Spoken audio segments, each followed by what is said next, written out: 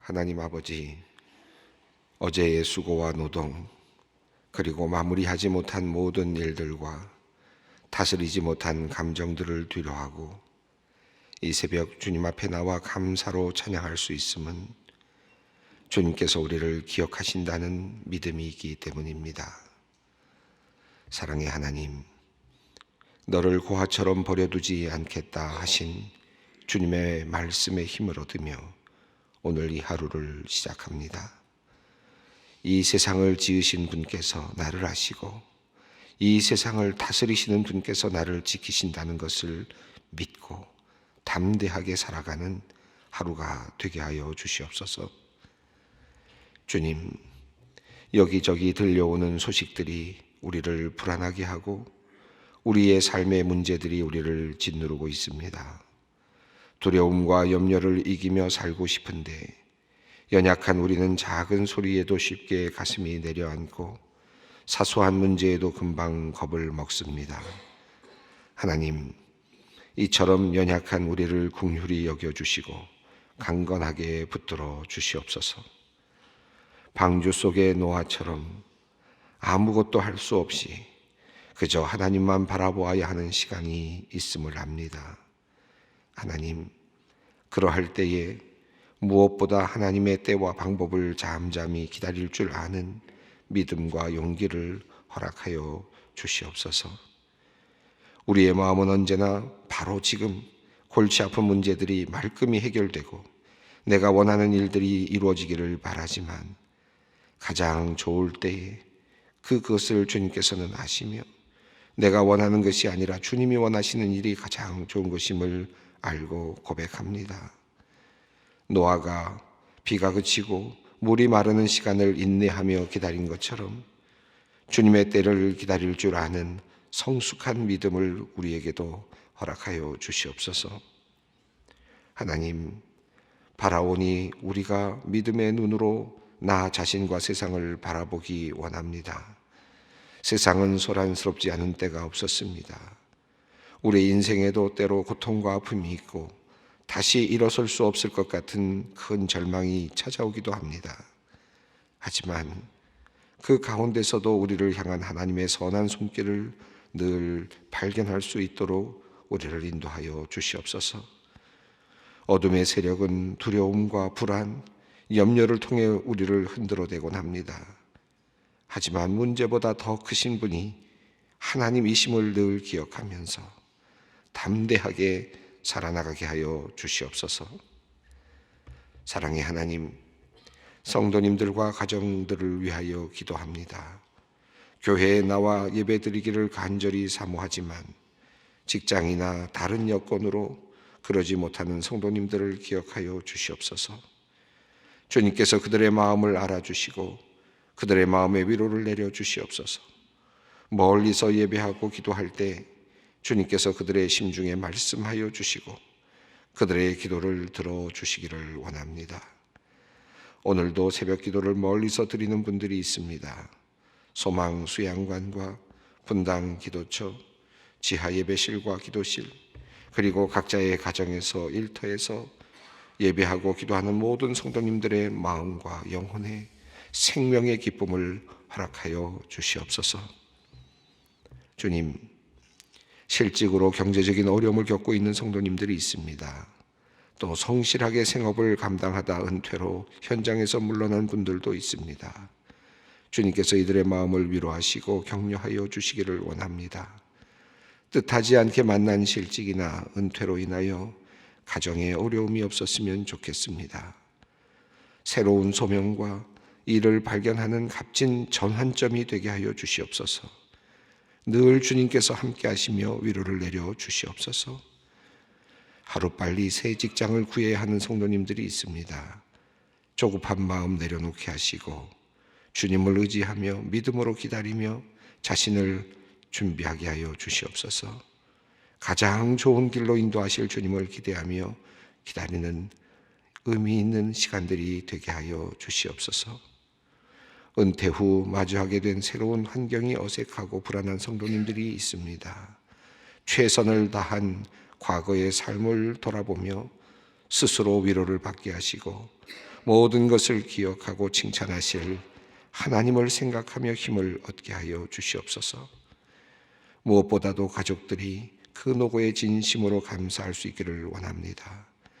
그 헌신이 있었기에 온 가족이 여기까지 올 수 있었음을 깨닫게 하시고 서로가 고마움을 표현하며 위로하게 하여 주시옵소서. 은퇴 후 생활에 대한 고민과 불안을 하늘의 평안으로 덮어주시고 앞으로의 여정 또한 선하게 인도하여 주시옵소서. 신종 코로나 바이러스 감염증이 잘 관리되도록 우리 국민 모두에게 지혜를 주시옵소서. 질병관리본부를 비롯하여 병원에서 일하는 모든 의료인들이 지치지 않게 하시고 지혜롭게 이 위기를 잘 극복할 수 있도록 주님 인도하여 주시옵소서. 응급한 환자를 대하는 119 구급대 대원들에게 건강함과 강인함을 주시옵소서. 그리하여 생명이 위급함 속에 있는 이들을 힘있게 돌볼 수 있도록 역사하여 주시옵소서. 하나님의 바람이 불면 모든 질병은 이슬처럼 사라질 것을 믿습니다.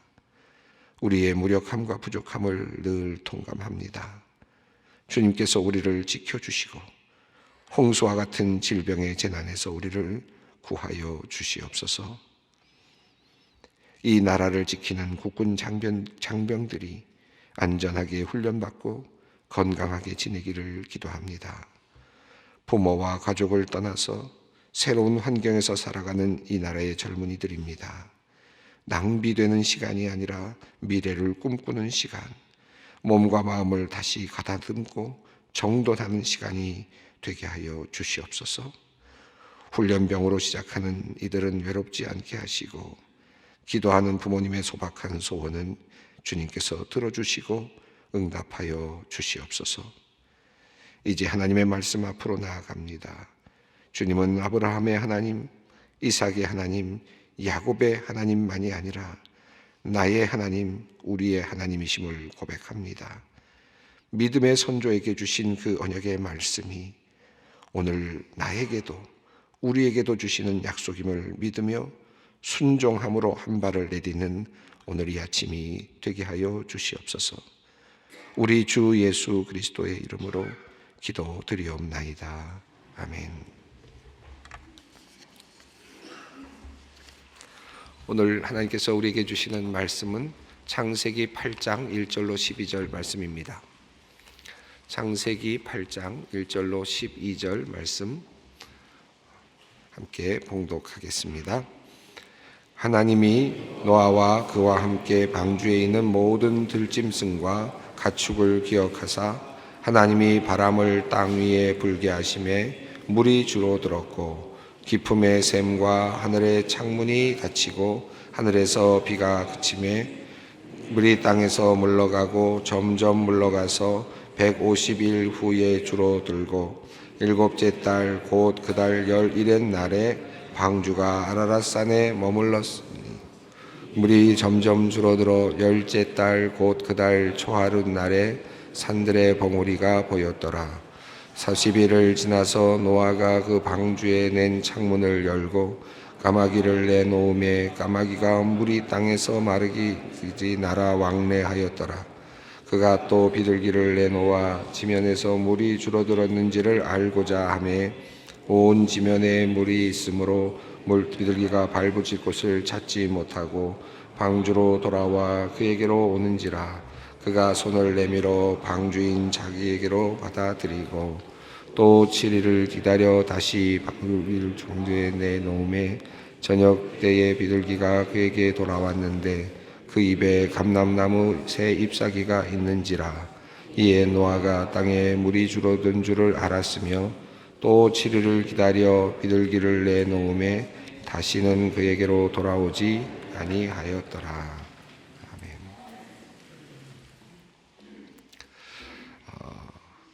이제 노아가 이제 물 위에 떠다니면서 노아의 가족들이 그리고 또 구원받은 모든 짐승들이 방주 위에서 이제 하나 방주만을 믿고 떠다니고 있는 그런 장면이 앞에 나왔던 장면입니다.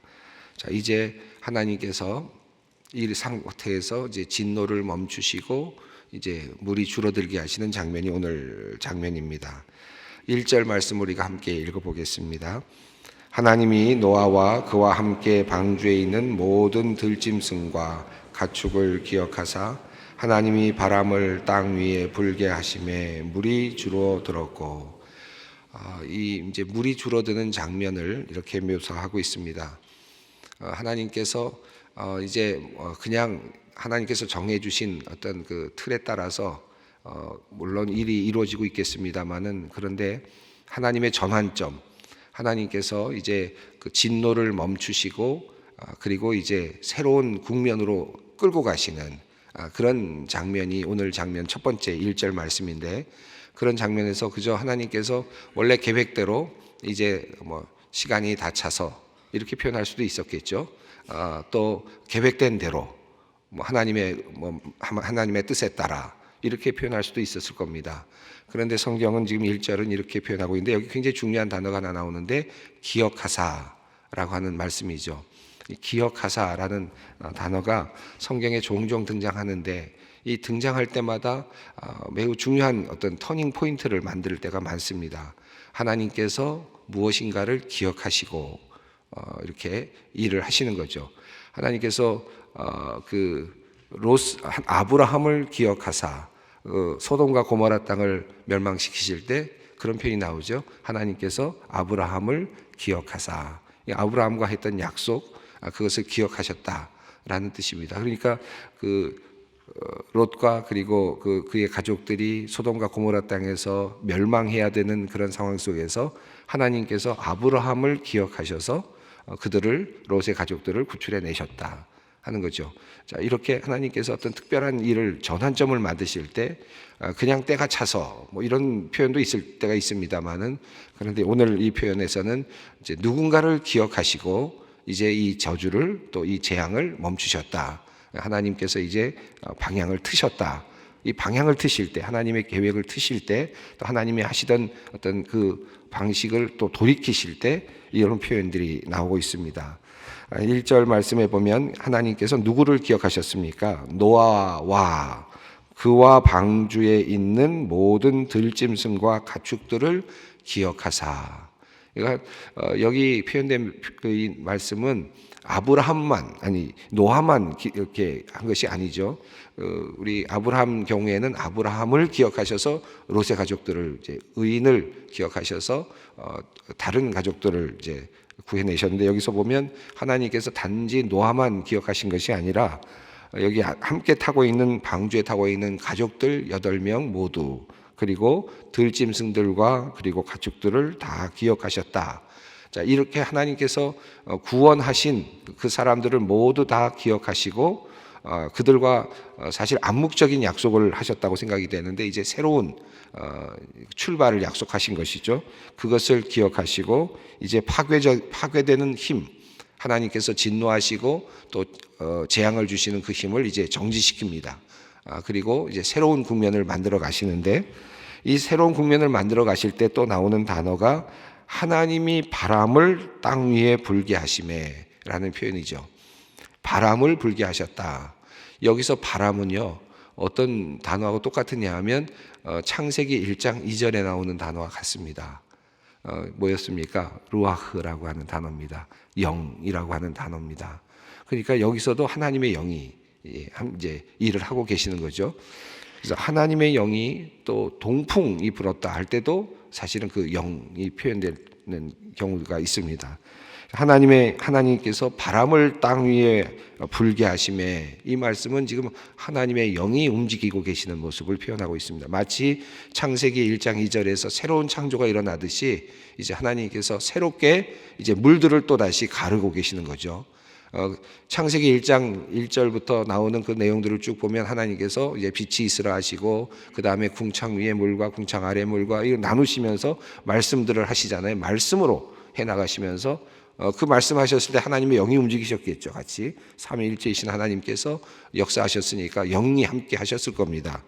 그런데 1절 말씀을 보면 이제 하나님께서 특별하게 따로 말씀은 하지 않으세요. 보면 하나님께서 이제 기억하셨고 그리고 영을 불어넣으셨다. 이 하나님의 바람을 땅 위에 불어넣으셨다. 그러자 하나님의 그 영이 이제 일하기 시작하시는 모습을, 새로운 창조를 이제 이뤄가시기 시작하는 것을 보게 됩니다. 이 새로운 창조는 뭐 새롭게 만드는 것이 아니라 이제 다시 인간이 살 수 있는 조건으로 만들어가는 또 다른 창조의 모습을 볼 수 있습니다. 자, 2절 말씀을 읽어보겠습니다. 기품의 샘과 하늘의 창문이 닫히고 하늘에서 비가 그치매. 자, 2절을 보면 이 홍수가 어떻게 이루어졌는지를 다시 확인할 수 있는데, 이 보면 기품의 샘과 하늘의 창문이 닫히고 하늘에서 비가 그치매.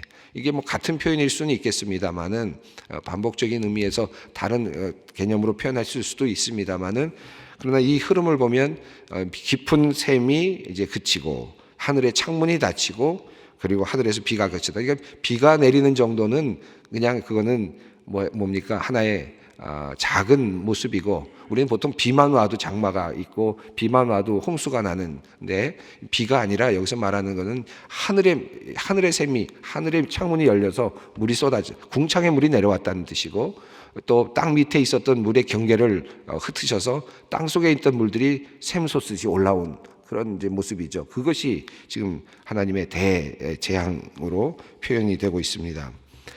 이걸 만약에 사람들이 상상을 했다 그러면 참 이건 기가 막힌 상상력이죠. 우리가 인간이 살아가면서 우리가 만약에 홍수가 났다라고 하더라도, 우리가 보통 일반적으로 경험하는 홍수라면 비가 많이 내려서 그냥 물이 찼다 이렇게 보통 표현하지 않겠습니까? 그런데 여기서는 땅의 물이 솟아올라오고 하늘이 열려서 그것이 내려오고, 이런 상상력, 만약에 인간이 만든 상상력이라면 이건 대단한 상상력이죠. 우리가 지금 생각해도 쉽지 않은 상상력을 지금 성경이 우리들에게 알려주고 있죠.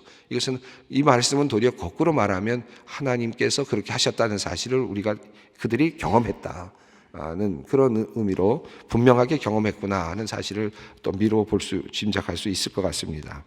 3절 말씀을 읽어보겠습니다.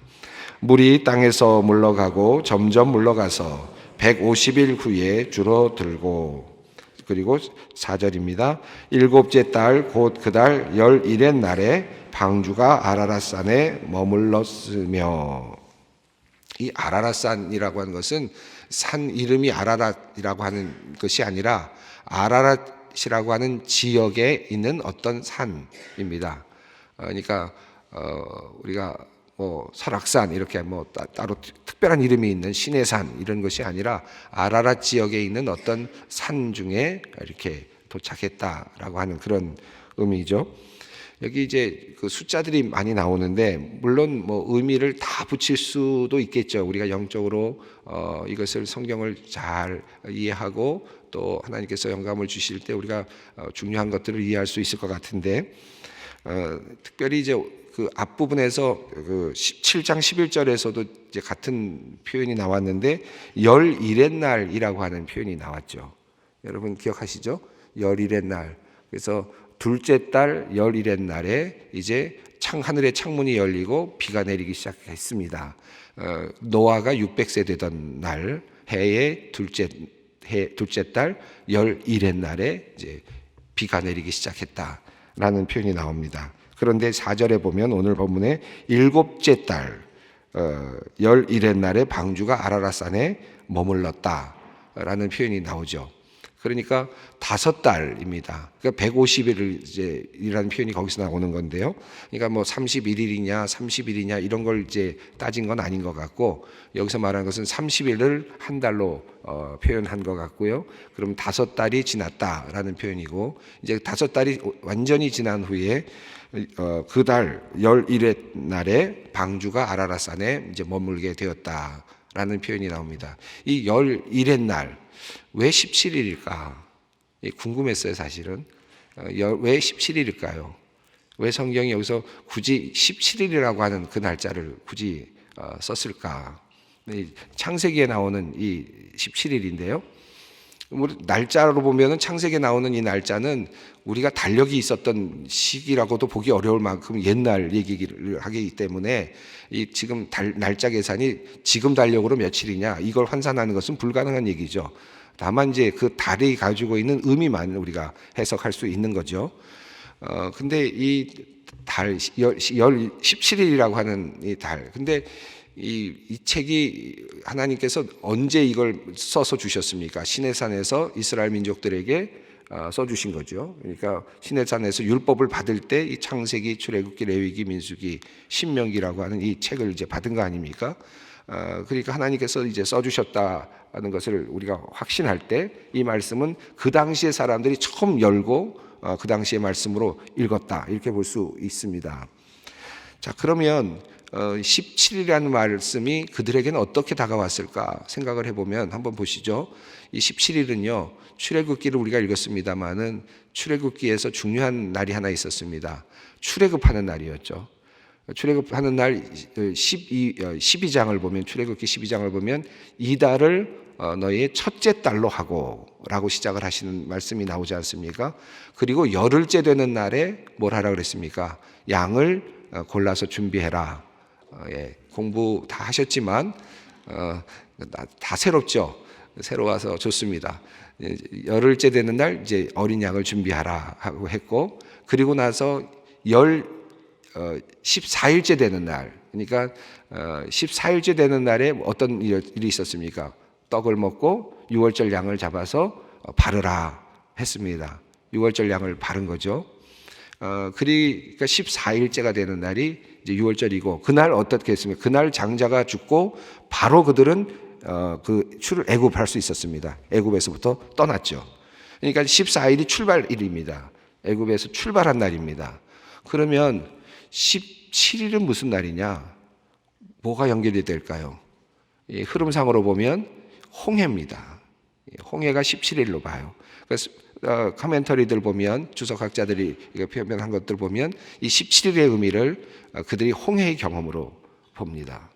그래서 이제 성경이 창세기가 말하고 있는 17일은 굉장히 의미가 있는 그러니까 이 홍해를 경험하는 그 경험과 지금 이스라엘 민족들이 홍해를 경험했던 경험을 지금 하나님께서는 과거에 있었던 뭐와 지금 연결시키고 있냐면 바로 노아의 홍수와 연결시키고 있는 겁니다.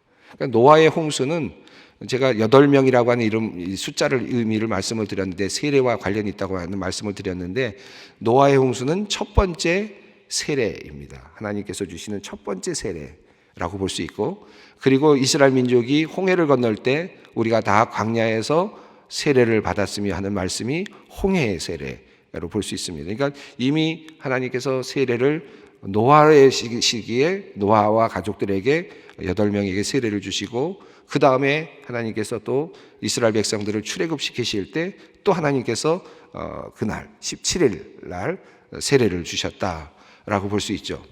이걸 쭉 연결시켜 보면 또 우리 신약으로 넘어가면 바로 예수님께서 어느 날 돌아가셨습니까? 예수님께서 어느 날 돌아가셨습니까? 6월절 날 바로 그 6월절 맞이하는 그때 올라가셔서 돌아가셨죠.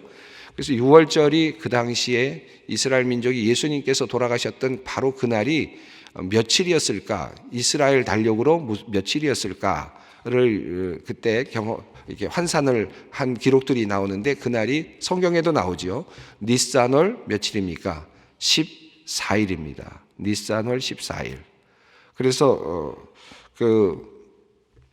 니산월 14일을 초대교회가 그 초대교회 교인들 중에 1세기, 2세기에는 니산월 14일이 부활절과 관련되어야 된다. 그러니까 순환주간이 그날이어야 된다라고 주장하는 그런 분들도 있었습니다. 14일 주의자들이라고 이제 보통 그렇게 표현하는데 쿼터 데시먼스라고 하는 표현을 씁니다. 그래서 14일을 주장하는 사람들이 초대교회에 있었다는 기록들이 있습니다. 그러니까 니산월 14일이 이제 예수님께서 십자가에서 돌아가신 그날로 이해를 하는 거죠. 그래서 6월절 의미로 계산합니다. 만약에 예수님께서 6월절 날로부터 계산을 하면 14일 이후에 어떻게 됩니까? 15, 16, 17입니다. 어떤 날입니까? 예수님께서 부활하신 날입니다.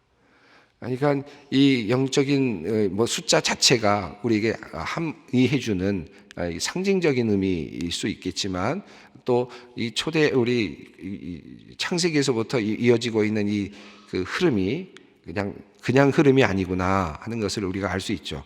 그래서 이 홍해의 경험은 홍해가 아니라 홍해의 경험을 떠나서 홍해의 경험을 지나서 이제 예수님의 경험까지 가는데, 올라가서 노아의 그 홍수의 경험은 그러니까 예수 그리스도와 함께 우리가 죽고 다시 예수님과 함께 은혜로 살아나는 그 경험이죠. 방주는 그렇게 되면 어떤 의미로 이해가 됩니까? 예수 그리스도입니다. 그렇죠?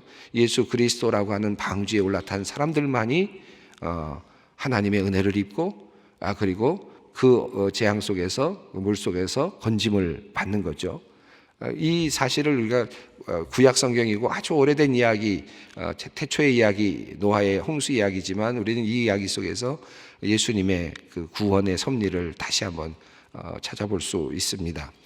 그래서 이 일곱째 달 곧 열일의 날 방주가 아라랏산에 이제 머무르게 됩니다. 17일 또 17일이라고 하는 두 표현이 아주 의미 있게 다가옵니다.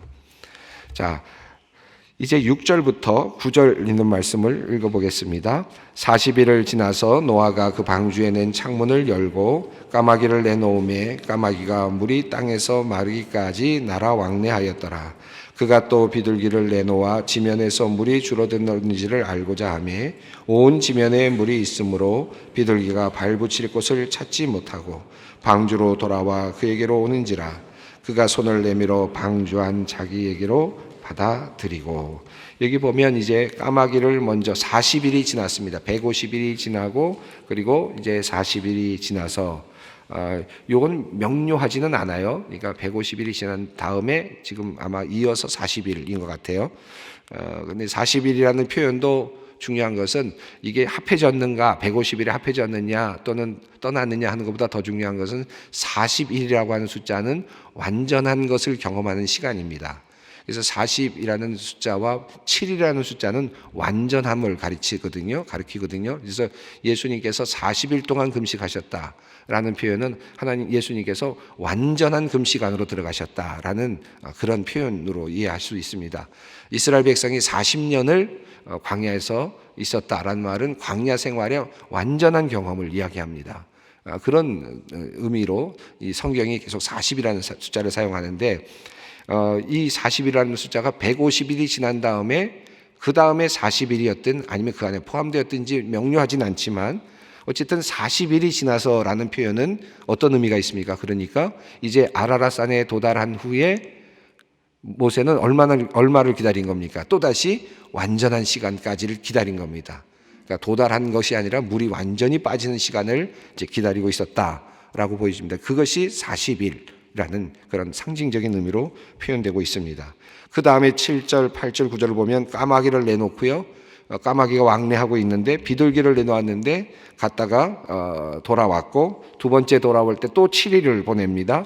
10절 보시면 10절 읽어보겠습니다. 또 7일을 기다려 다시 비둘기를 방주에서 내놓으며 11절과 12절까지 읽어보겠습니다. 저녁 때 비둘기가 그에게로 돌아왔는데 그 입에 감람나무 새 잎사귀가 있는지라. 이에 노아가 땅에 물이 줄어든 줄을 알았으며 또 7일을 기다려 비둘기를 내놓음에 다시는 그에게로 돌아오지 아니하였더라. 이거 보시면 또 7일을 지내고 또 7일을 지내면서, 그러니까 또 완전한 시간을 또 기다리고 또 완전한 시간을 또 다시 한번 기다려보는 이런 지금 아주 뭐랄까요, 섬세하게 지금 시간을 기다리고 있는 노아의 모습을 볼 수 있습니다. 이 이야기는 우리가 다음 시간에 조금 더 이어서 하도록 하겠습니다. 오늘 말씀을 기억하면서 방주 안에 있는 우리 노아와 그리고 모든 그 가족들 생각하시면서 예수 그리스도 안에 있는 우리들, 예수 그리스도가 우리의 방주가 되신다는 사실을 기억하면서 오늘 기도의 자리에 함께 나갔으면 좋겠습니다. 함께 기도합니다. 하늘에 계신 우리 아버지의 이름을 거룩하게 하시며 아버지의 나라가 오게 하시며 아버지의 뜻이 하늘에서와 같이 땅에서도 이루어지게 하소서. 오늘 우리에게 일용할 양식을 주시고 우리가 우리에게 잘못한 사람을 용서하여 준 것 같이 우리 죄를 용서하여 주시고 우리를 시험에 빠지지 않게 하시고 악에서 구하소서. 나라와 권능과 영광이 영원히 아버지의 것입니다. 아멘.